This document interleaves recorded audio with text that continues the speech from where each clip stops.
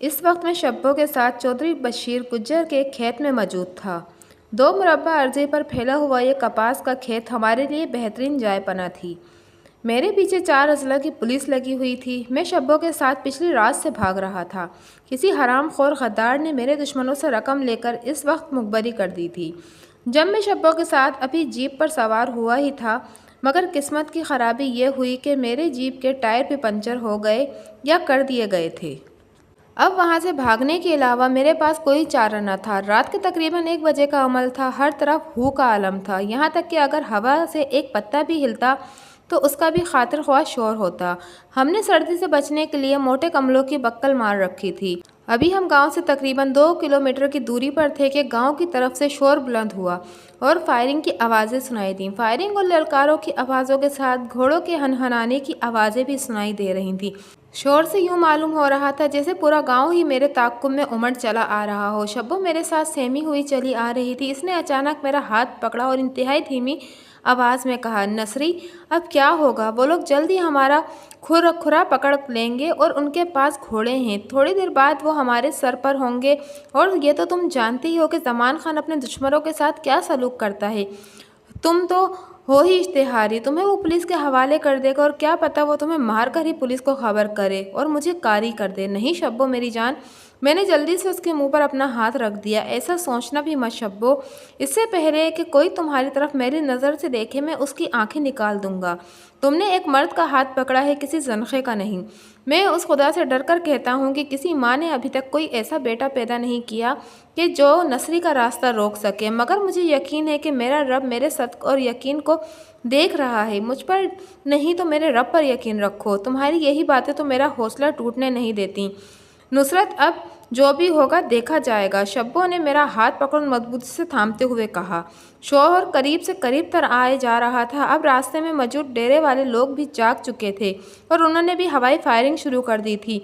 इस वक्त हम गंदम की फसल के किनारे बने खाल में चल रहे थे। जल्दी अगर हमें कोई सवारी न मिलती तो हम यहाँ फंस कर रह जाते। शब्बो को तो मैं तसल्ली दे चुका था, मगर हकाइक यकसर मेरे खिलाफ जा रहे थे। अचानक हमारे पीछे एक और शोर का इजाफा हुआ। यह खूनख्वार कुत्तों का शोर था। ये इंतहाई ख़तरनाक किस्म के सुधाए हुए कुत्ते थे जो कि हमारी बू पर हमारे पीछे लपक रहे थे। उसका शोर हमारे करीब से करीब तर होता जा रहा था। आज अगर मैं अकेला होता तो मेरे लिए इन कुत्तों के और कुत्ते नुमा इंसानों से निमटना इतना मुश्किल नहीं था, मगर आज मेरी एक कमज़ोरी शब्बों की सूरत में मेरे साथ थी और मैं इसे किसी भी हाल में इन भेड़ियों के दरमियान छोड़ना नहीं चाहता था। इसलिए मुझे अगर अपनी जान देनी भी पड़ती तो मैं हंसी खुशी दे देता। कुत्ते हमारे ऐन सरों पर पहुंच चुके थे, मगर इससे पहले वो हमला करते मजबूरन वो फैसला करना पड़ा जो मैं अभी किसी भी हाल में नहीं करना चाहता था। मैंने शब्बों को जल्दी से दरख्त पर चढ़ाया और कुत्तों की तरफ गन सीधी की और एक लंबा ब्रस्ट मारा। गोलियों की तरतराहट और कुत्तों की मुहिब चीखों से फिजा गूंज उठी। मेरी इस फायरिंग से कुत्ते तो हमला करने के काबिल नहीं रहे, मगर इसने एक नई मुसीबत का आगाज़ शुरू हो गया। हम हाईलाइट हो चुके थे। अचानक करीबी डेरे से हम पर फायरिंग की गई। मैंने पहचान लिया था कि यह डेरा नसीम गुल का है। अचानक मैंने एक दिलेरीना फैसला किया और बड़े डेरे वालों को ललकारा, मैं नसरी हूँ, मेरी और तुम्हारी कोई दुश्मनी नहीं है। नसीम गुल, मेरे पीछे मेरे दुश्मन लगे हुए हैं, मेरे रास्ते से हट जाओ वरना ये दुश्मनी तुम्हें बहुत महंगी पड़ेगी। नसीम गुल एक छोटा जमींदार था और अमन पसंद बंदा था। असला वगैरह उसने अपने दिफा के लिए रखा हुआ था। इसने मेरी बात सुन ली थी। इसने शायद किसी को झड़का और इसे डेरे में वापस जाने के लिए कहा। इसके बाद डेरे से फायरिंग की आवाज़ें बंद हो गई। नसीम गुल ने अपनी आवाज़ हतुल इम्कान नीचे रखते हुए मुझसे कहा, नसरी पुत्र, मेरे बेटे से गलती हो गई, मुझे माफ़ कर देना, मगर तुम्हारे दुश्मन तो तुम्हारे सर पर पहुंच चुके हैं। ज़्यादा बातों का वक्त नहीं, सीधा डेरे पर चले आओ। मैं वादा करता हूं कि तुम्हें यहाँ कुछ नहीं कहेगा और ज़रा जल्दी वक्त ज़ाया मत करो। मैं आ रहा हूँ नसीम गुल, मगर मेरे साथ कोई धोखा करने की कोशिश मत करना, वरना अंजाम के तुम खुद जिम्मेदार होंगे। मैंने नसीम गुल को हत्तुल इम्कान डराते हुए कहा। मैंने शब्बों को करीबी दरख्त से उतारा और उसके साथ जल्दी से डेरे की तरफ भागा और उसी वक्त किसी ने पीछे से ब्रस्ट मारा जो कि मेरे सर के बालों को छूता हुआ गुजर गया। मैंने शब्बों को डेरे की तरफ भगाया और ख़ुद खाल में लेटकर ब्रस्ट मारने वाली लोकेशन का अंदाज़ा किया। इतने में इसने एक हमला और किया। मैंने जल्दी ही अपनी लोकेशन तब्दील कर ली। दूसरे ही लम्हे गोलियाँ तड़तड़ाती हुई एन इस जगह पर खाल की नरम ज़मीन में घुसती चली गईं। जहाँ मैं चंद लम्हे पहले लेटा हुआ था। रात के इस वक्त जब अंधेरा हरसू फैला हुआ था, इसकी कामयाब निशानेबाजी इसके माहिर होने की गमास थी, मगर इसने दूसरा बर्स्ट मारकर अपनी ज़िंदगी की मोहलत ख़त्म कर ली थी। इसकी लोकेशन वाज़ा हो चुकी थी। ये बंदा कीकर के दरख्त पर चढ़ा हुआ था और इसीलिए वो मुझ पर कामयाब निशानेबाजी कर रहा था। मैंने इसे कोई मौका दिए बगैर इसका निशाना लेते हुए एक लंबा बर्स्ट दागा और दूसरे ही लम्हे वो शख्स चीखता हुआ दरख्त से नीचे आन गिरा। मैं जल्दी से डेरे की तरफ भागा। मेरे वहाँ पहुँचते ही नसीम गुल ने कहा, नुसरी पुत्र, अल्लाह बख्शे तुम्हारे वालिद साहब के मुझ पर बहुत एहसान है और अब इतना वक्त नहीं कि मैं तुमसे कोई तफसीली बात कर सकूं। शोर करीब आ चुका है, वो लोग जल्दी यहाँ पहुँचने वाले हैं। मेरी 125 मोटरसाइकिल बिल्कुल तैयार है। तुम जल्द अज जल्द यहाँ से निकलने की कोशिश करो। आपकी बड़ी मेहरबानी चाचा जी। खुदा ने अगर मुझे ज़िंदगी दी तो मैं आपके इस एहसान का बदला ज़रूर उतारूंगा। मैंने मामूनियत से उनकी तरफ देखते हुए कहा।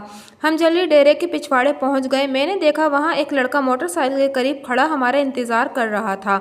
इसके हाथ में ट्रिपल राइफल और एमुनेशन का एक भारी थैला भी था, जो इसने मेरे वहां पहुंचते ही मोटरसाइकिल के स्टैंड के साथ बांध दिया, जबकि ट्रिपल 2 राइफल हमें थमा दी। उससे पहले कि मैं कुछ कहता, नसीम गुल ने कहा, बेटा इनकार मत करना, आगे जाने कैसे हालात हों, हो सकता है तुम्हें इनकी ज़रूरत पड़े, ये साथ ले लो। इस राइफ़ल का हमने लाइसेंस भी नहीं बनवाया है, लिहाजा तुम इसे बेखौफ इस्तेमाल कर सकते हो। मेरा बेटा भी बड़ी नहर तक तुम्हारे साथ जाएगा, वहाँ से आगे नहर के दूसरे किनारे के गाँव में अपने दोस्त के यहाँ रात गुजार कर सुबह सवेरे अपने कॉलेज चला जाएगा। ये सब मैं इसलिए कर रहा हूँ ताकि मोटरसाइकिल की गैर मौजूदगी तुम्हारे दुश्मनों को शक में ना डाल दे और तुम्हारे जाने के बाद वो मुझसे दुश्मनी पर ना उतर आए। इसके बाद वो अपने बेटे से मुखातिब हुआ, वसीम बेटे, तुमने सुना है मैंने क्या कहा? इसे नुसरत मत समझो, ये मेरा बेटा है और इस नाते से ये तुम्हारा भाई भी है। अब तुम्हें इन बातों पर अमल करना है जो मैंने अभी की है। नसरी पुत्र, अल्लाह हाफिज़। खुदा करे कि तुम अपने मकसद में कामयाब हो जाओ। मेरी दुआएं हरदम तुम्हारे साथ हैं। अब भागो यहाँ से। मोटरसाइकिल बड़ी नहर की पटरी पर पहुँचते ही स्टार्ट कर लेना। चाचा जी, एमुनेशन तो मैं रख लेता हूँ, मगर ये ट्रिपल 2 राइफल आप रख लें, इसकी मुझे ज़रूरत नहीं। बहरहाल आज के इस एहसान को मैं ज़िंदगी भर भुला नहीं पाऊंगा, मैंने इनसे इजाज़त लेते हुए कहा। इन बातों में मुश्किल ही 1 या 1.5 मिनट सर्फ हुआ होगा। ललकार और फायरिंग की आवाज़ अब डेरे के करीब पहुंच चुकी थी। वो किसी भी लम्हे यहाँ पहुंच सकते थे। मैंने वसीम और शब्बों से कहा कि वो निकलें, मैं इनके पीछे मोटरसाइकिल लेकर आ रहा हूँ। मैं जल्दी से उस तरफ बढ़ा जहाँ टाली के दरख्त की ताज़ा कटी हुई शाखें पड़ी थी। मैंने जल्दी से टाली की एक मुनासिब सी शाख ली और इसे मोटरसाइकिल के कैरियर से बांध लिया। चचा नसीम गुल मेरा मकसद समझ गया था। मैं पैदल ही मोटरसाइकिल को भगाते हुए वहां से निकला।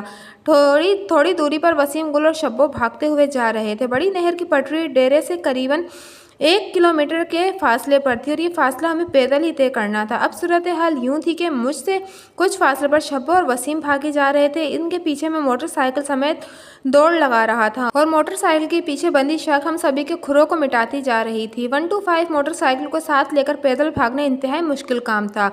कजाया के इसके पीछे मैंने एक शाख भी बांध रखी थी, मगर खुदा का शुक्र है कि मैं खैरियत से ये सब करने में कामयाब रहा।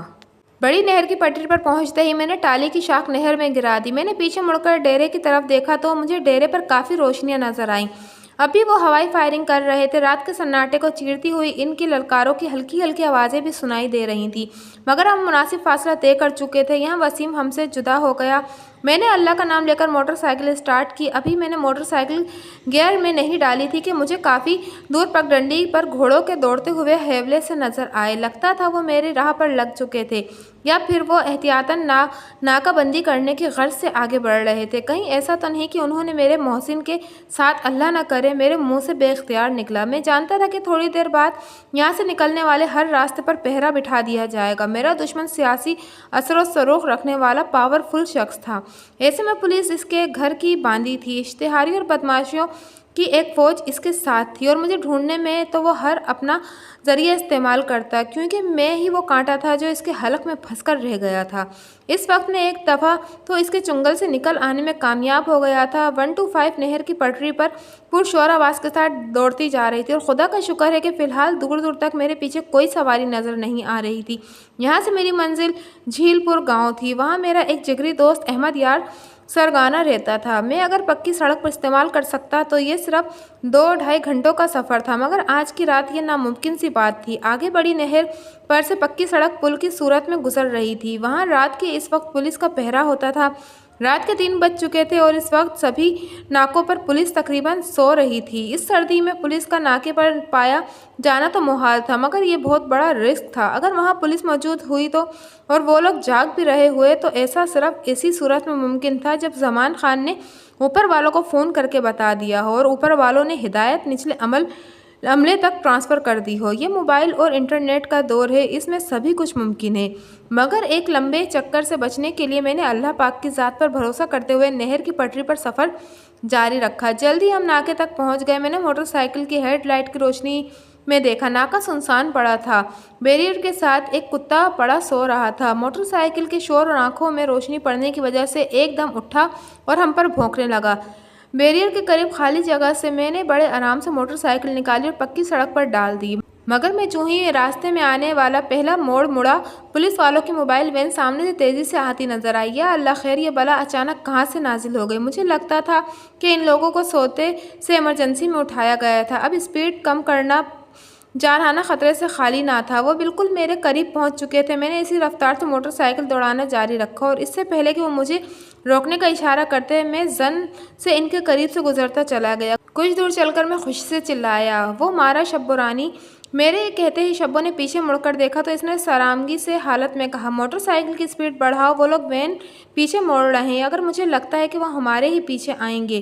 آنے دو جانے من، انہیں آنے دو، کم از کم اس وقت ان کی فائرنگ رینج سے باہر ہے۔ اتنے میں فضا میں تیز سائرن کی آواز گونجی اور اس کے ساتھ ہی پولیس والوں نے ہوائی فائرنگ کی، مگر سب بے سود۔ میں نے 125 موٹر سائیکل کی اسپیڈ بڑھائی اور اس سے دور ہوتا چلا گیا۔ لمحہ بہ لمحہ پولیس اور میرے درمیان فاصلے بڑھتے جا رہے تھے، کیونکہ ان کی وین میری موٹر سائیکل کی اسپیڈ کا مقابلہ نہیں کر سکتی تھی۔ لگتا تھا کہ وسیم گل نے اس کی اسپیڈ کے ساتھ بھی کچھ کیا ہوا تھا، کیونکہ اس موٹر سائیکل کی اسپیڈ عام 125 سے زیادہ تھی۔ آج کل کے لڑکے جانے کیا کیا کرتے رہتے ہیں، مگر اس سب کا فائدہ مجھے ہو رہا تھا۔ آگے ایک یو ٹرن تھا اور اس سے یو ٹرن کے بالکل درمیان میں ایک چھوٹا سا پیٹرول پمپ تھا۔ گو کہ اس وقت جب کہ میرے شبو میرے ساتھ تھی، یہ بہت رسکی تھا، مگر رسک لیے بنا کوئی چارہ بھی نہیں تھا۔ میں نے یخت لخت موٹر سائیکل کی اسپیڈ کم کی اور موٹر سائیکل پیٹرول پمپ کے پیچھے بنے کمروں کی پچھلی دیوار کے ساتھ لگا کر روک دی۔ شبو میرے اس پاگل پن پر حیران تھی، مگر وہ نہیں جانتی تھی کہ میں بہت عرصے سے پولیس والوں کے ساتھ یہ چوہے بلی والا کھیل کھیل رہا تھا۔ اس میدان کا بہت پرانا کھلاڑی تھا، مگر یہ بھی حقیقت ہے کہ آج میں شبو کی وجہ سے کافی پریشان تھا اور چوہے بلی کا یہ کھیل جلد از جلد ختم کرنا چاہتا تھا۔ پولیس موبائل نمودار ہوئی اور جلد ہی یو ٹرن کی نظر ہو گئی۔ ان لوگوں نے پیٹرول پمپ کی طرف دیکھنا بھی گوارا نہیں کیا۔ وہ جو ہی آگے نکلے، اس کے تھوڑی ہی دیر بعد میں نے پیٹرول پمپ میں سوئے ہوئے شخص کو جگایا۔ رات کے اس پہر اس لوکل روڈ پر کون آتا ہے، اس لیے وہ لوگ رات کے 10 بجے ہی سیل بند کر کے سو جاتے تھے۔ مگر میرے اس پیٹرول پمپ کے مالک سے دوستی تھی۔ اس نے شیشے کے اندر سے مجھے دیکھا تو حیران ہوتا ہوا باہر نکل آیا۔ نصری بھائی خیریت؟ رات کے اس پہر؟ اس نے آگے بڑھ کر مجھے جپی لگائی۔ ایک تم ہی تو ہو جہاں میں دیر سویر ہوتے ہوئے بے خوف چلا آتا ہوں۔ پیٹرول پمپ کے پیچھے میری موٹر سائیکل کھڑی ہے، اسے کہیں چھپا دو۔ وسیم گل نامی بندہ لینے آئے میرے گاؤں سے شناختی کارڈ دیکھ کر اسے دے دینا اور مجھے تمہاری گاڑی چاہیے، ٹنکی فل کر کے میرے حوالے کر دو۔ قصہ مختصر، میں نے اس کی گاڑی لی اور واپس روڈ کی طرف نکل گیا۔ اس گاڑی کا انجن بھی بہت شاندار تھا۔ جلد ہی میں نے مین روڈ پر جا نکلا۔ اب میں نے اسپیڈ بڑھائی اور اپنی منزل کی طرف رواں دواں ہو گیا۔ کئی غیر معروف راستوں سے ہوتا ہوا میں ایک گاؤں میں اپنے ایک ٹھکانے تک پہنچا۔ وہاں میں نے کچھ دیر آرام کر لینا مناسب سمجھا۔ اس گھر میں ایک بوڑھا اپنی بیوی کے ساتھ رہائش پذیر تھا۔ یہ دونوں ہی میرے تابع دار تھے۔ ان کے تمام اخراجات کبھی میرے ذمے تھے۔ یہاں میں کبھی کبھار ہی آتا تھا اور انہیں خرچ وغیرہ دے کر چلا جاتا تھا۔ وہ دونوں مجھے دیکھ کر بہت خوش ہوئے۔ جب انہوں نے میرے ساتھ شبو کو دیکھا تو انہوں نے سمجھا کہ شاید میں نے شادی کر لی ہے۔ بہرحال ان دونوں میاں بیوی نے ہماری خوب سیوا کی۔ میں تو ناشتہ کر کے سو گیا، مگر شبو ابھی ان دونوں کے پاس ہی بیٹھی باتیں کر رہی تھی۔ یہ دونوں میاں بیوی کون تھے اور میرا ان سے کیا تعلق تھا، یہ ایک لمبی کہانی ہے جس کا یہاں بیان کرنا نامناسب سمجھتا ہوں۔ بہرحال دوپہر تک میں بڑے آرام سے سوتا رہا۔ ظہر کا وقت تھا کہ موبائل کی تیز آواز سے میری آنکھ کھل گئی۔ میں نے نمبر دیکھا تو کوئی اجنبی نمبر سے مجھے کال آ رہی تھی۔ میں نے یس کا بٹن پریس کیا تو میرے دوست قادر یار کی جانی پہچانی آواز میرے کانوں سے ٹکرائی۔ نصرت بھائی، तैफे ने गद्दारी की है। पुलिस किसी भी लम्हे तुम तक पहुंच सकती है। जितनी जल्द मुमकिन हो यहाँ से निकलने की कोशिश करो। ये मोबाइल और सिम ज़ाया कर दो, क्योंकि मुझे लगता है कि इससे तुम्हारी लोकेशन पुलिस वालों पर वाज़ा हो रही है, और ये भी मुमकिन है कि हमारी ये सारी बातें कहीं सुनी जा रही हों। आपके पास सिर्फ और सिर्फ 5 मिनट हैं। ठीक है दोस्त, तुम्हारा शुक्रिया। ये कहते ही मैंने छलांग लगाकर बेड से उतरा। इतने में शब्बो भी उठ चुकी थी। वो भी शायद सूरत हाल की संगीनी का अंदाज़ा कर चुकी थी, और वो भी मेरे पीछे ही बेड से उतरी और चादर संभालती हुई मेरे पीछे भागी। दोनों मियाँ बीवी बाहर सैन में बैठे धूप सेंक रहे थे। मैंने इनको इंतहाई इख्तिसार के साथ मौजूदा सूरत हाल के बारे में बताया और अपनी मोटरसाइकिल निकाली। इस सारी कार्रवाई में 3 मिनट सर्फ होंगे। मैंने मोटरसाइकिल को किक लगाई और गांव से एक और छोटे से पगडंडी नुमा रास्ते की तरफ बढ़ा, मगर पुलिस शायद 5 मिनट से पहले गांव में दाखिल हो चुकी थी, क्योंकि अभी मैं गांव से निकलने वाले पगडंडी नुमा रास्ते पर पहुंचा ही था कि पुलिस हमारी गली में दाखिल हो चुकी थी। शब्बो मेरे पीछे बैठी मुड़कर देख रही थी। इसने मुझे बताया कि पुलिस की 3-4 गाड़ियां हमारे पीछे गली में दाखिल हुई थी। मैं जो ही गाँव से बाहर निकला, मैंने देखा पुलिस वाले भागते हुए गाँव को घेरे में लेने की कोशिश कर रहे थे, मगर इससे पहले मैं इनकी अलबरदारी से बाहर निकल आया था। रास्ते में एक खाल के खेत में नहरी पानी चल रहा था। मैंने मोबाइल सिम समेत इसमें फेंक दिया। जल्दी पुलिस वालों को मेरे फरार होने का इल्म हो गया। इसी दौरान कुछ पुलिस वाले, जिन्होंने मुझे गांव के गिर्द घेरा डालने से कुछ लम्हे पहले तेज़ी से मोटरसाइकिल पर निकलते हुए देखा था, उन्होंने मुतल्लिका ऑपरेशन इंचार्ज को मेरे बारे में इत्तला कर दी। अभी मैं इस गांव की हदूद से मुकम्मल तौर पर निकला नहीं था कि वो लोग हवाई फायरिंग करते हुए मेरे पीछे लग चुके थे। झीलपुर गांव की हदूद तक मैं इन्हें चकमा देने में कामयाब रहा। मैं बशीर गुज्जर के कमाद की खेत तक पहुंचते पहुंचते मुझे रास्ते के दोनों तरफ से घेरा जा चुका था। मेरे पास इसके अलावा कोई ऑप्शन नहीं था कि मैं इस 2 मुरब्बा कपास के खेत में दाखिल हो जाऊं और पैदल ही दूसरे तरफ से निकलने की कोशिश करूं, मगर खेत में दाखिल होते ही मुझे एहसास हुआ कि मुझे चारों तरफ से घेरा जा चुका है। अब मेरा यहाँ से भाग निकलना खुदकुशी के मुतरादिफ था। अगर मैं अकेला होता तो शायद मैं इनके इस घेरे से मुकम्मल होने से पहले ही कहीं ना कहीं से निकल जाता, मगर शब्बों के साथ ने मुझे कुछ सोचने पर मजबूर कर दिया। असर के वक्त में इस खेत में शब्बों के साथ दाखिल हुआ था। शाम होने से पहले पुलिस ने मजीद नफरी मंगवा ली थी। शाम होते ही इन लोगों ने चारों तरफ से न सिर्फ मेरे तेज़ लाइटिंग का इंतज़ाम कर दिया, बल्कि कपास के खेत को चारों तरफ से अपने घेरे में ले लिया था। इस वक्त भी कोई मेगाफोन पर ऐलान कर रहा था, नसरी अब भी मौका है, आप मेरे अपने आप को पुलिस के हवाले कर दो, वरना ये कपास का खेत ही तुम्हारा मदफन होगा। अगर तुम्हें अपना ख्याल नहीं है, तुम अपने साथ मौजूदा खातून का ही ख्याल कर लो, जो कि किसी और की मनकूहा है। हम वादा करते हैं कि तुम्हारे साथ हर मुमकिन रियायत बरती जाएगी। खेत के चारों तरफ हेडलाइट्स की चकाचौंध थी। खेत में कहीं कहीं दरख्त भी लगे हुए थे। मैंने रात के तकरीबन 11-11:30 बजे के दरमियान कीकर के दरख्त पर चढ़कर हालात का जायज़ा लिया। हालात मेरी सोच से भी ज़्यादा ख़राब थे। हर तरफ पुलिस के जवान इंतहाई चौकस नज़र आ रहे थे। वो खेत की तरफ यूं देख रहे थे कि जैसे मेरे निकलते ही मुझे भून कर रख देंगे, और वो ये सब सोचने में हक बजानिब थे, क्योंकि इनके घेरे में था। इनके पास बेहतरीन वसाइल थे। डीएसपी साहिबा नफ्स नफीस खुद इनके लीडर कर रहे थे, और आज इनमें से हर कोई ये चाहता था कि वो सब पर सबकत ले जाए। चारों तरफ का मंजर बिल्कुल साफ वाज़ह नज़र आ रहा था। यहाँ तक कि डीएसपी का गंजा सर भी तेज़ रोशनी में चमकता हुआ नज़र आ रहा था। कोई और मौका होता तो आज मैं इस गंजे डीएसपी शेराज चौधरी का तो कुछ ना कुछ ज़रूर करता, जो कि चौधरी जमान खान का चमचा था। मैंने उससे मुझ पर 5 बेबुनियाद कत्ल के केस बना दिए थे और मुझे इश्तिहारी मुलजिम करार दिलवा दिया था, मगर इस वक्त शब्बो नामी कमज़ोरी ने मेरे साथ बहाद मान दिए थे, मगर मैं भी माफ़ करने वालों में से नहीं था।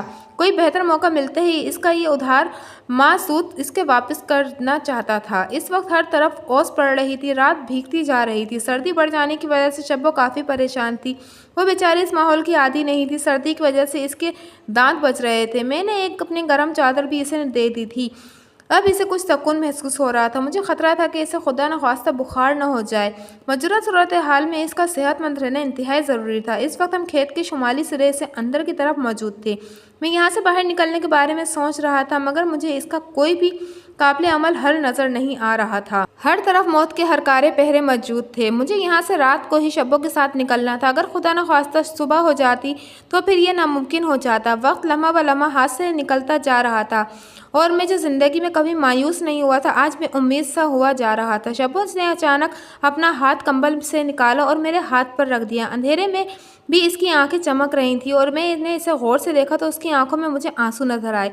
उसने टूटते हुए लहजे में आहिस्तगी से कहा, तुम्हें याद है जब हम बचपन में चोर सिपाही खेला करते थे, तो जब तुम्हारी बारी चोर बनने की होती थी तो तुम मुझे बहुत सताया करते थे।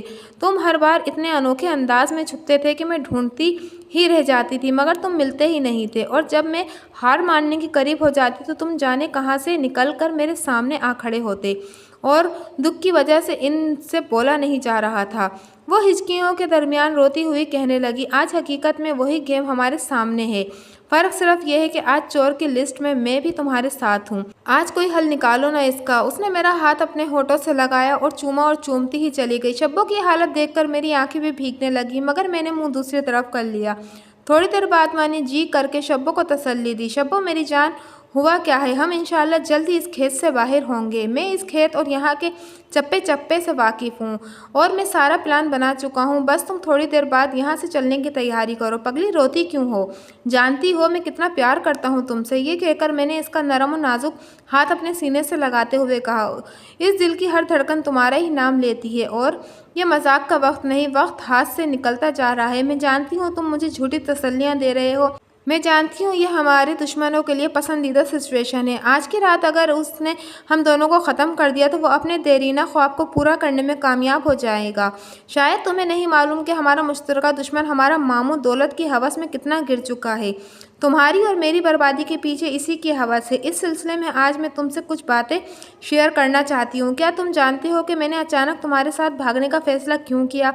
और जब मैं जो तुम्हारी हज़ार मिन्नतें करने पर ऐसी बात पर राज़ी न थी, फिर अचानक क्यों राज़ी हो गई, जो कि एक मशरक़ी लड़की को हरगिज़ ज़ेब नहीं देती। और फिर निकाह के बाद तो यकीनन नहीं, जबकि मैं जानती हूँ कि वह निकाह भी जाली था। मैंने कोई एजाब कबूल नहीं किया था और ये बात मैंने मामू से पहले ही कह दी थी कि अगर उन्होंने मेरा ज़बरदस्ती निकाह करने की कोशिश की तो मैं इनकार कर दूँगी।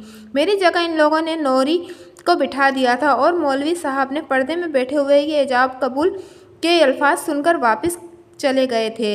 इन्हें क्या पता कि पर्दे के पीछे क्या खेल खेला जा रहा है, और फिर उन्हें पता होता तो ये क्या कर लेते। और ये भी हो सकता था कि वो पहले से ही बिके हुए हों। वो बोलते बोलते रुकी, फिर सांस लेकर बोली, मगर फिर भी इसे रज़ाए इलाही तस्लीम करके सब्र शुक्र के साथ अपनी तकदीर के साथ समझौता करने ही वाली थी कि एक दिल दहला देने वाले इंकशाफ ने मुझे लर्जा के रख दिया। सुहाग रात पर उन्होंने मुझे दूध में बेहोशी की दवा पिलाना चाही, मगर घर की पुरानी नौकरानी सलमा ने मुझे कबल अज़ वक्त इससे आगाह कर दिया। मैंने दूध का गिलास गुलदान में बहाकर दूध पी लेने का नाटक किया और बेड पर औंधी होकर लेट गई। मैंने देखना चाहती थी कि अब वो क्या करते हैं। मुझे ख़तरा भी था कि अब मेरी बेहोशी के दौरान ही वो मुझे मनकोहा बनाने की कोशिश की जाएगी। मैं आंखें बंद किए लेटी हुई थी कि ज़मान खान अपने बेटे नुमान खान के साथ कमरे में दाखिल हुआ। नुमान खान ने मुझे इस तरह हिला जुला कर चेक किया, मगर मैंने बेहोशी का ड्रामा जारी रखा। मेरे बेहोशी का यकीन होते ही ज़मान खान अपने बेटे से गोया हुआ। हाँ, तो मैं क्या कह रहा था कि ये सब हासिल करने के लिए मैंने बहुत मेहनत की है। पहले तो मुझे एक्सीडेंट के ज़रिए इनके वालिदैन को ख़त्म करना पड़ा। वो हादसा नहीं था, मुझे बहुत आगे जाना था, जबकि मेरे पास फूटी कौड़ी भी ना थी। मुझे बेइंतहा दौलत हासिल करना थी और इसका वाहिद हल इन दोनों के वालिदैन की मौत थी। बाद में इन दोनों के कज़न्स का सरपरस्त बन गया। आहिस्ता आहिस्ता मैं नुसरत को बदमाशी की तरफ धकेलने में कामयाब रहा और जो ही वो इन राहों का खिलाड़ी बना, मैंने खामोशी से इनके खाते में पुलिस वालों से साज़बाज करके 5 कत्ल डलवा दिए। अब मैं इसे कहीं ना कहीं किसी तरह पुलिस मुकाबले में मरवा दूंगा। बाद में यही एक कांटा रह जाएगा। जब ये अकेली 70 मुरब्बा अर्जी के मालिक रह जाएगी तो इससे जायदाद अपने नाम पर मुंतकिल करवा लेंगे, और अगर इसने ये ना किया तो इसे ख़त्म करना हमारे लिए चंदा मुश्किल ना होगा। गोया ये हमारी भांजी है, मगर इस मामले में हम किसी रिश्ते के कायल नहीं। इस वक्त मुझे अपने वालिदैन याद आए। मुझे वो वक्त याद आ गया जब हम दोनों के माँ बाप की लाशें इकट्ठी घर में लाई गई थी, और इस वक्त यही मामू था जिसने हमें तसल्लियाँ दी और हमारे सरपरस्ती की। मैं मामू ज़मान खान को हमेशा हक पर समझती रही, यहाँ तक कि मैं तुम्हारे बारे में भी उनकी बातों में आती चली गई। मुझे शक तो इस वक्त पड़ा जब उसने अपने बेटे नुमान के साथ मेरी शादी करना चाहिए, जबकि उन्हें अच्छी तरह मालूम था कि मैं बचपन ही से तुमसे मंसूब थी और तुमसे बेइंतहा प्यार करती थी, मगर तुम थे कि मेरी सुनते ही कब थे। मैंने तुमसे बार बार बदमाशी छोड़ने के लिए कहा, मगर तुम बाज भी नहीं आ रहे थे। मैं रोज़ बरोज़ तुम्हें अपनी आंखों के सामने बर्बाद होते हुए देखती और खून के आंसू पीकर खामोश रहती। तुम पर कत्ल के पर्चे हुए, फिर तुम इश्तिहारी हुए और इसके बाद एक दिन मैंने सुना कि तुम मामू से लड़ झगड़ कर कहीं चले गए हो। तुमने ये भी ना सोचा कि तुम्हारे बिन मेरा क्या होगा। और फिर जब मामू अपने बेटे नुमान खान से मेरा निकाह करवाने की तैयारियां कर रहे थे तो तुमने मुझे सलमा के ज़रिए भगा ले जाने का प्रोग्राम बनाया। मगर इस वक्त मैं एक दोराहे पर खड़ी थी। मैं सोच रही थी कि जब मैं तुम्हारी अमानत हूँ तो फिर तुम मुझे बाइज्जत तरीके से क्यों हासिल नहीं कर लेते। मैंने इस सिलसिले में मामू से बात की तो वो बोले कि उन्होंने खुद कई बार तुमसे कहा है मगर तुमने इनकार कर रहे हो। मुझे तुमसे ये उम्मीद हरगिज़ ना थी। और फिर तुम्हारा ख़त तो मुझे मिल चुका था। इसका मतलब था कि मामू झूठ बोल रहा था। अगर वो झूठ बोल रहा था तो क्यों? मैं इंतहाई परेशान थी। मुझे हालात का कुछ अंदाज़ा होता चला जा रहा था। मगर इन सब बातों के बावजूद मैं घर से भागकर तुमसे शादी करने की हरगिज़ ख्वाह न थी। ये तमाम दौलत और जायदाद जिस पर मामू ने गाज़बाना कब्जा कर रखा था वो हमारी थी। मैं एक बार तुमसे मिलकर कोई फ़ैसला करना चाहती थी। मैंने मामू से तुमसे मिलने के बारे में बात की तो उसने सख्ती से मना कर दिया। मैं तुमसे मिलने की कोई तरकीब सोच ही रही थी कि मामू ने अपने बेटे से निकाह के बंधन में बांधने की कोशिश की और सुहाग रात पर मुझे मुकम्मल प्लान से आगाही हो गई। और रात मुझ पर भारी थी। उस रात नौमान हद से ज़्यादा शराब पिए हुए था, इसलिए मुझे इसको हैंडल करने में ज़्यादा मुश्किल पेश नहीं आई। दूसरे दिन जब मैंने सलमा के ज़रिए तुम तक पैगाम भेजा और दूसरी रात ही तुम मुझे लेने के लिए वहाँ पहुँच गए। शब्बो अपने हालात बयान कर चुकी थी। ये तकरीबन वही बातें थी जिनके बारे में मुझे कुछ अरसा पहले मालूम हो चुका था। और इस हकीकत पर मुझ पर आया होने के वजह से मामू से मेरा झगड़ा हुआ था। मगर मुझे ये मालूम नहीं था कि मामू इतना गिर चुका था और उन्होंने इस दौलत को पाने के लिए अपने 2 बहनों और बहनोइयों को भी कत्ल कर दिया था। शब्बो मेरे पहलू से लगी इस वक्त रोए जा रही थी। हमारे साथ कितना बड़ा धोखा हुआ है। मैं तो चाहती थी कि हम दोनों मिलकर अपने वालिदैन के कत्ल का बदला लेंगे। इन हालात में तो मुझे उम्मीद की कोई किरण भी नज़र नहीं आ रही। शब्बो ने मायूसी से कहा, शब्बो तुम मेरे कंधों से एक बहुत बड़ा बोझ उतार दिया है। अब मेरे लिए फ़ैसला करना इंतहाई आसान हो गया है। मेरे साथ आओ। शब्बो और मैं कपास के खेत में इंतहाई आहिस्तगी से चलकर कपास की फसल से ही एक दरख्तों के झुंड तक पहुँचे। यहाँ पहुँचकर मैंने एक फ़ैसला किया। गो कि ये सब इंतहाई रिस्की था मगर अब मैं वो शख्स बेदार हो चुका था जो ख़तरनाक से ख़तरनाक तरीन लम्हात में भी मुझे रास्ता बनाने की धुन अता करता था। मैंने इधर उधर सूखी घास तलाश करके शब्बो के चेहरे और सर पर बांध दी। सिर्फ आंखों का थोड़ा सा हिस्सा खुला रहने दिया ताकि उसे देखने में आसानी रहे। इसके बाद मैंने सूखी घास की छोटी सी गठरी शब्बो को पकड़ाई और उसे दरख्त के झुंड से तकरीबन 1 एकड़ के फासले पर नीचे लिटा दिया और ख़ुद राइफल लेकर दरख्तों के दरमियान में एक टाहली के बड़े दरख्त पर चढ़ा। ये दरख्त इधर उधर के दरख्तों की शाखों से ढका हुआ था। मैंने खुद को एक बड़े 2 शाखे में एडजस्ट किया और चारों तरफ देखने की कोशिश की। तेज़ सर्च लाइट की रोशनी में सब नज़र आ रहा था। पुलिस के जवान इधर से उधर हरकत कर रहे थे। रात के सन्नाटे में उनकी आवाज़ें भी सुनाई दे रही थी। डीएसपी साहब के लिए एक खेमा लग चुका था। इस खेमे से कुछ दूरी पर धुआं सा उठता नज़र आ रहा था। शायद वहाँ चाय की पी जा रही थी। ये रात के 2 बजे का अमल था। जिस चेहरे की मुझे तलाश थी वो नहीं मिल रहा था और फिर काफ़ी तलाश के बाद वो मनूस चेहरा नज़र आ ही गया। मैंने देखा नौमान एक रंगीन चारपाई पर बरजमान था और इसके गिर्द इसके कुछ चेले चाटे ज़मीन पर बैठे हुए थे। इसके करीबी ज़मीन पर इसकी राइफल पड़ी नज़र आ रही थी। वो मुझसे काफ़ी दूर था। यहाँ से उसे राइफल से हट करना इंतहाई रिस्की था। गोली उस तक पहुँचती ज़रूर मगर जाने वो इसे मारने में कामयाब होती या ना होती। अगर मैं इसके नताइज तो ऑफिसर चाहता था इसलिए कि मुझे इसके करीब जाना था। इसे इतना करीब कि इस तरह के हट कर सकता कि इसके बचने को कोई चांस ही बाकी ना रहता। मैं दरख्त से नीचे उतर आया। मैंने शब्बो को मुनासिब हिदायत दी और नौमान खान की तरफ बढ़ा। जल्दी मैं कपास के खेत के सिरे के करीब मौजूद था। नौमान खान तेज़ लाइट्स की रोशनी में अपने हवारियों से बातें करता हुआ नजर आ रहा था। मैंने अल्लाह का नाम लेकर इसका निशाना लेते हुए एक भरपूर ब्रस्ट इसकी तरफ दागा। रात के सन्नाटे में फायरिंग की तेज़ आवाज़ गूंजी। इसके साथ ही हर तरफ हाहाकार मच गई। मैं नताइज की परवाह किए बगैर कपास के खेत में पीछे की तरफ भागा। इससे पहले कि वो मेरे मकाम का दुरुस्त अंदाज़ा लगा सकते मैं कपास के खेत में काफ़ी दूर निकल गया था। हर तरफ एक अफरा तफरी मच चुकी थी और मुझे इसी अफरा तफरी का इंतज़ार था। मैंने जल्दी से शब्बों से सूखी घास की गठरी ली और इसे अपने सर और चेहरे के गिर्द मजबूती से बांध लिया। यहाँ से बाहर निकलने का एक बेहतरीन प्लान मेरे जहन में पहले ही मौजूद था और अगर सब कुछ मेरी सोच के मुताबिक होता तो इंशाल्लाह जल्द ही हम पुलिस के घेरे से निकल सकते थे। रिस्क तो इसमें भी था मगर मुझे उम्मीद थी कि ऐसा कोई सोचेगा भी नहीं कि ये मैं हो सकता हूँ। यहाँ से करीबी पानी के एक बड़ा खाल गुजर रहा था जिसमें नहर के एक मोगे और 2 टरबाइनों का पानी गुजरता था। ये खाल इस खाद के खेत से गुजरता हुआ आगे कहीं जाता हुआ दिखाई दे रहा था। हम जल्दी से इस खाल के साथ साथ चलते हुए दौड़े और सिरे के करीब पहुंचते ही मैंने शब्बो और दोनों इस खाल के पानी में आहिस्ता से दाखिल हुए। शब्बो मेरे आगे थी और इसने अपना सारा वजूद और सर भी पानी में डुबो रखा था। शुक्र है कि पानी का बहाव काफ़ी तेज़ था और हमें आगे बढ़ने के लिए ज़्यादा तक दूर नहीं करनी पड़ रही थी। हमें सिर्फ अशद ज़रूरत के तहत ही अपनी नाक थोड़ा सा ऊपर करके सांस लेना था, और अगर इस वक्त कोई इधर देख भी लेता तो यही समझता कि पानी के साथ कुछ घास फूस तैरती हुई जा रही है। नहर का पानी इंतहाई गदला था, गो कि इसमें 2 टरबाइनों का साफ पानी भी शामिल था, मगर फिर भी ये इतना गदला ज़रूर था कि इससे हमारा वजूद नज़र आना मुश्किल ही नहीं नामुमकिन था, और हमें कुछ रात की तारीकी का भी एडवांटेज मिल गया था। हम तकरीबन 1 मुरब्बा तक आगे तैरते चले गए और इसी दौरान मैंने नाक और दोनों आंखें पानी से बाहर रखी थी। मुझे सबसे ज़्यादा फिक्र शब्बो की थी। इसके साथ मसला ये था कि मैं मुकम्मल तौर पर घरेलू लड़की थी। ये अलग बात है कि गांव के रिहायशी होने की वजह से वो काफ़ी निडर और बाहिम्मत थी, मगर फिर भी अचानक इस पर कोई हमला कर देता तो मेरे लिए इसका दिफा करना काफ़ी मुश्किल था। मगर खुदा का शुक्र है कि मैं ख़तरे से काफ़ी दूर निकल आए थे, और ये तो शायद किसी का भी सोच में नहीं था कि हम ऐसे भी निकल सकते हैं। मैंने जब समझा कि हमने मुनासिब फासला तय कर लिया है तो थोड़ा सा सर उठाकर पीछे की तरफ देखा। तेज़ लाइट्स बहुत पीछे रह गई थी। अब इन लोगों ने कपास की फसल पर तकरीबन हमला कर दिया था। नौमान खान की मौत ने यकीनन इन लोगों को पागल कर दिया था। पुलिस के लिए एक सवाली निशान था कि एक अकेला शख्स जो कि चारों तरफ से मुकम्मल तौर पर पुलिस के घेरे में था, इसने इनकी मौजूदगी में सरेआम एक बंदे को कत्ल कर दिया था। बहरहाल मैंने अपने और शब्बों की यकीनी मौत के मुंह से निकल आने पर खुदा का शुक्र अदा किया। पानी से निकलते ही हमें इंतहाई सर्दी का सामना था, मगर यह सर्दी इस खुशी के मुकाबले में कुछ भी ना थी जो कि पुलिस के मजबूत घेरे से निकल आने पर थी। मैंने असला तो एक शॉपर में डालकर महफूज कर लिया, मगर बाकी हर चीज़ पानी में गीली हो चुकी थी। खाल के साथ ही सरकंडों के एक झुंड में हमने अपने कपड़ों से पानी निचोड़ा। अभी हम कपड़े निचोड़ ही रहे थे कि मेरी छठी हिस्स ने मुझे खतरे का सिग्नल दिया।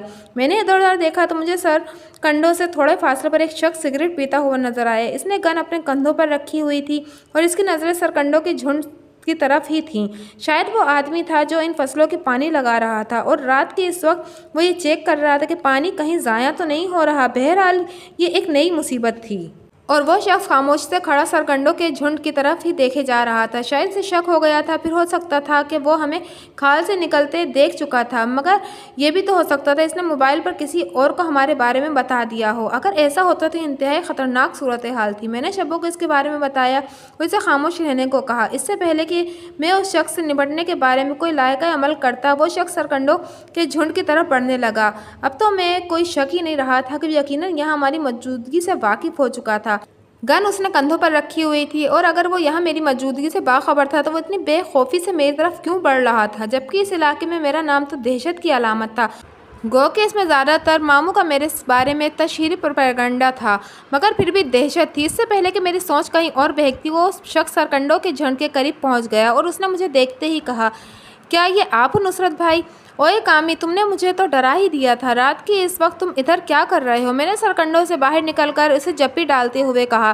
खुदा का लाख लाख शुक्र है कि आप सही सलामत उन हरामजादों के चुंगल से निकल आए हो। हम सब उधर ही जा रहे थे ताकि पुलिस वालों के साथ मास्क खोल सकें, फिर जो भी होता देखा जाता। और भरजाई कहाँ है? इसे भी बाहर आने को कहो। उस बेचारी को तो तुमने इस सर्दी में परेशान कर रखा है। मैंने शब्बों को सरकंडों से बाहर आने को कहा। इतनी देर में कामरान का अपने दोस्तों से राब्ता हो चुका था। उसने जल्दी जल्दी उनको मेरे बारे में आगाह किया और हुक्म दिया कि अपने अपने ठिकानों पर वापस चले जाएं। नुसरत भाई जल्द ही राब्ता करके अपनी खैरियत से आगाह कर देंगे। उसके आधे घंटे बाद हम दोनों कामरान के घर में बैठे आँख ताप रहे थे। कामरान का घर गाँव के बिल्कुल नुक्कड़ पर ही था, इसलिए हमें गाँव में दाखिल होना ही नहीं पड़ा। हमारे वहाँ पहुँचते ही अहमद यार सरगाना भी पहुँच चुका था, और वह भी मुझसे जप्पी डालकर मिला। थोड़ी देर बाद में इनकी वालदा और बहनें भी हमारे इर्द गिर्द थीं। पूरा घर का माहौल था। यूँ महसूस होता था कि जैसे मैं रात गए परदेश से लौटा हूँ, और सभी घर वाले मेरे आने की खुशी में मेरे इर्द गिर्द जमा हो गए हैं। थोड़ी ही देर में शब्बो भी इनसे घुल मिल गई। कामरान शहर में एक प्राइवेट इदारे की एम्बुलेंस ड्राइव करता था, और कभी कभार शहर से एम्बुलेंस घर में ले आता था। खुशकिस्मती से वो कल शाम घर आते हुए एम्बुलेंस साथ में ले आया था। सुबह होते ہوتے ہی ہم دونوں کامی کے ساتھ ایمبولینس میں سوار ہو کر فیصل آباد پہنچے۔ راستے میں 2-3 جگہ پولیس ناکوں پر ایمبولینس کو روکا گیا، مگر کامی کی صورت دیکھتے ہی پولیس والے چیکنگ کیے بغیر ہی ایمبولینس کو آگے بڑھنے کی اجازت دے دیتے تھے، کیونکہ وہ ہفتے میں 2-3 بار آتا جاتا تھا۔ جلدی ہم فیصل آباد ریلوے اسٹیشن پہنچے۔ یہاں سے نان اسٹاپ ٹرین کراچی کی طرف جانے والی تھی۔ کامی نے 2 ٹکٹ خرید لیے اور ہم علیحدہ علیحدہ ڈبوں میں کراچی کے لیے سوار ہو گئے۔ کراچی تک کا سفر باخیریت گزر گیا۔ کراچی پہنچتے ہی میں اور شبو کلیفٹن میں اپنے فلیٹ پر جانے کے لیے ایک رکشے میں سوار ہوئے۔ یہ فلیٹ میں نے حال ہی میں اپنے ایک دوست سے خریدا تھا۔ اس فلیٹ میں چند دن گزارنے کے بعد ہم ایک نئی شناخت کے ساتھ انگلینڈ کے لیے روانہ ہو گئے، مگر اس سے پہلے ہم اپنی 70 مربع اراضی مناسب داموں پر ایک پارٹی کو بیچ چکے تھے۔ یہ لوگ میرے ماموں کے سیاسی حریف تھے۔ تمام رقم ہماری مشترکہ اکاؤنٹ میں ٹرانسفر ہو چکی تھی۔ اس رات ماموں کا بیٹا برسٹ لگنے کی وجہ سے ہلاک ہو چکا تھا اور پولیس دوسرے دن 12-1 بجے تک مجھے کھیت میں تلاش کر رہی تھی، مگر میں وہاں ہوتا تو انہیں ملتا۔ ماموں کو جب اس اکلوتے بیٹے نعمان کی لاش ملی تو وہ پاگل سا ہو گیا۔ اسی دوران جب اس کے سیاسی مخالفین نے 70 مربع اراضی پر قبضہ کیا تو وہ بلبلا اٹھا، مگر جب اسے پتہ چلا کہ ہم دونوں اپنی زمین ان کے ہاتھوں بیچ چکے ہیں تو وہ مکمل طور پر اپنے ہوش و حواس کھو بیٹھا اور اس نے قبضہ گروپ کے لوگ پر فائرنگ شروع کر دی۔ قبضہ گروپ والے لوگ بھی معمولی لوگ نہیں تھے۔ ان کی جوابی فائرنگ نے زمان خان کا باب ہمیشہ کے لیے ختم کر دیا۔